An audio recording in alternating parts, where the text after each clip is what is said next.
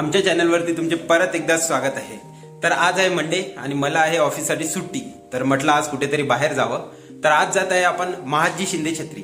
जाऊन आपण बघू की तिथे ती लोकेशन कशी आहे, कुठे आहे आणि त्याचा मेन म्हणजे सर्वात इतिहास काय आहे। तर आज आम्ही तुम्हाला घेऊन जात आहोत श्रीमंत सरदार महादजी शिंदे छत्रीच्या सुंदरतेला एकदम जवळून बघण्यासाठी आणि त्याचा इतिहास काय आहे हे जाणून घेण्यासाठी।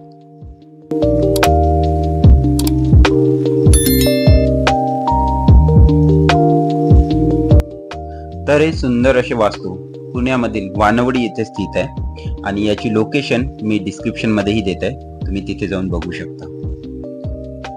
येथे परिसरात एंटर केल्यानंतर तुम्हाला दिसेलच इथे खूप मुबलक अशी स्पेस आहे आपले व्हेकल पार्क करण्यासाठी, तर येथे पार्किंगचा काहीच इश्यू नाही आहे। या परिसरात प्रवेश केल्यानंतर पक्ष्यांचा आवाज हा आपल्या कानावर पडतो आणि हा परिसर बघून मन खूप प्रसन्न होतं।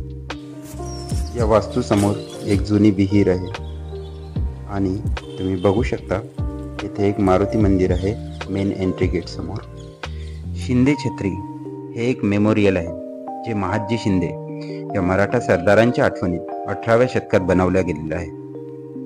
1794 मध्ये येथे फक्त महादेवाचे मंदिरच होते जे स्वतः महादजी शिंदे यांनी बनवलेले होते आणि त्याच वर्षी त्यांचा मृत्यू झाला आणि ह्याच परिसरात त्यांचा अंतिम संस्कार पार पाडण्यात आला। हे जे महादजी शिंदेचे स्मारक आहे हे त्यांच्या वंशजांकडून बनवले गेलेले आहे। 1910 मध्ये ग्वालियरचे राजा म्हणजेच माधवराव शिंदे यांनी या स्मारकाचे बांधकाम स्टार्ट केले आणि 1965 मध्ये ते कंप्लीट झाले। माधवराव शिंदे हे महादजी शिंदे यांनी दत्तक घेतलेल्या दौलतराव शिंदे यांचे वंशज आहेत। स्मारकाच्या डाव्या बाजूस तुम्हाला दिसेल की येथे महादजी शिंदे यांचे समाधीस्थळ आहे। तसेच याच परिसरामध्ये विठ्ठल रुक्मिणी मंदिरही आपल्याला बघायला मिळेल। या भव्य अशा वास्तूचे मेंटेनन्स सिंधिया देवस्थान ट्रस्ट ग्वालियर यांच्याकडून केले जाते। या मेमोरियलचा बाहेरील भाग जेवढा आपल्याला क्लीन, सुंदर आणि छान असा नक्षीकाम केलेला दिसेल तेवढाच याचा आतील भागही सुंदर आहे।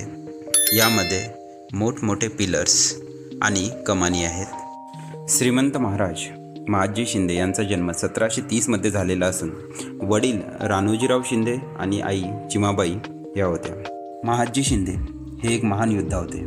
यांनी 1760 ते 1780 दरम्यान पेशव्यांकडे असलेल्या मराठा सैन्याच्या प्रमुखपदी कार्य केले। 1761 मध्ये अहमदशाह अब्दाली आणि मराठा सैन्य यांचे एक युद्ध झाले ज्यामध्ये मराठा सेनेला हार पत्करावी लागली। या युद्धात खूप मराठा सैनिक आणि मराठा सरदार मारल्या गेलेले असल्याने उत्तर भारतात मराठा सैन्याचा प्रभाव कमी होऊ लागला। याला पुनर्जीवित करण्यासाठी महादजी शिंदे यांची खूप मोठी कामगिरी होती। त्यानंतर 1771 मध्ये महादजी शिंदे यांनी शाह आलम दिब्तर यांना दिल्ली सिंहासनावर बसवले आणि मथुरेकडे वळाले आणि तेथे जाऊन त्यांनी जाट सरदारांना हरवले। यासोबतच 1772 आणि 73च्या काळात त्यांनी रोहिलखंडात रोहिलांचा प्रभाव कमी केला। त्यानंतर नजिमाबादवर महादजी शिंदे आणि मराठा सरदारांनी कब्जा केला। 1782च्या युद्धात त्यांनी तैमूरशाह दुरानी यांना हरवले। 1790 मध्ये पाटण आणि मेडताच्या युद्धात त्यांनी जोधपूर आणि जयपूरच्या राजांना हरवले। लखेरीच्या युद्धानंतर महादजी शिंदे यांची तब्येत थोडी ढासळली। 12 फेब्रुवारी 1794च्या दिवशी महादजी शिंदे यांनी पुण्यात वानवडी येथील त्यांच्या वास्तव्यात शेवटचा श्वास घेतला। महादजी शिंदे यांचे कोणीच वारसदार नव्हते। त्यांच्या मरणानंतर दौलतराव सिंधिया यांना त्यांचे वारसदार घोषित करण्यात आले। याच्या आतील भागात तुम्हाला बघायला मिळेल की मोठमोठे पिलर आणि कमानी आहेत ज्यावरती खूप सुंदर असे वास्तुकाम केलेले आहे। तसेच येथे महादेवाचे मंदिर आहे जे की ब्लॅक बॅसॉल्ट रॉकने बांधले गेलेले होते। हे दुमजली मेमोरियल मनाला एवढे प्रसन्न करते आणि इथे एवढी शांती आहे की येथून बाहेर जाण्याची इच्छाच होत नाही। या मेमोरियलच्या बाहेरील भागही खूप सुंदर असं शिल्पकाम केलेलं आहे।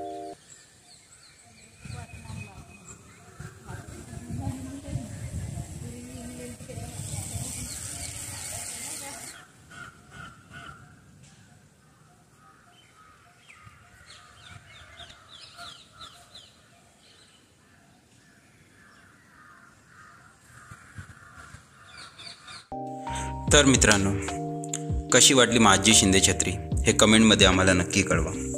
तर तुम्ही पुण्यामध्ये आहात किंवा कधी पुणे भेट देणार आहात तर या ऐतिहासिक वास्तूला अवश्य भेट द्या. आपल्या मुलांना येथे घेऊन या आणि त्यांना याचा इतिहास सांगा आणि ही आपली धरोहर जपून ठेवा.